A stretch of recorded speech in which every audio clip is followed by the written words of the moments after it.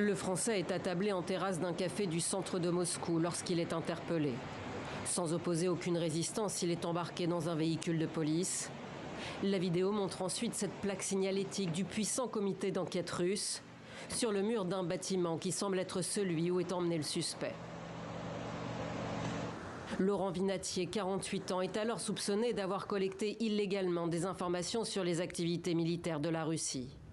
Le chercheur, spécialiste de l'ex-URSS et impliqué dans des tentatives de médiation informelle dans le conflit russo-ukrainien, travaillait depuis 2014 pour le Centre pour le dialogue humanitaire, une ONG suisse, comme conseiller pour la Russie et l'Eurasie. L'organisation non gouvernementale intervient depuis 25 ans pour aider à prévenir, atténuer et résoudre les conflits armés par le dialogue et la médiation. En 2022, Laurent Vinatier évoquait sa mission sur la chaîne d'un média suisse en ligne. On se présente comme étant une institution de diplomatie privée. Donc c'est pas officiel, ce n'est pas au nom d'État. On est des acteurs privés qui simplement intervenons et proposons nos services, qui sont la plupart du temps en fait d'écouter les gens et de les, comme je disais, de les faire penser à des stratégies de sortie de conflits.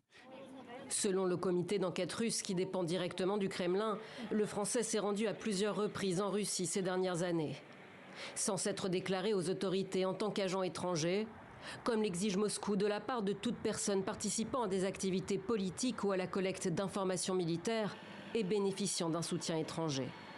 Un manquement passible d'une peine pouvant aller jusqu'à 5 ans d'emprisonnement. Présenté devant un tribunal moscovite ce vendredi, Laurent Vinatier a plaidé coupable et présenté des excuses pour ne pas s'être enregistré comme agent étranger. Il a également affirmé avoir porté la position de la Russie dans son travail. En vain, il a été placé en détention jusqu'au 5 août. L'Élysée dénonce de son côté une campagne de désinformation menée par le Kremlin sur fond de conflit en Ukraine.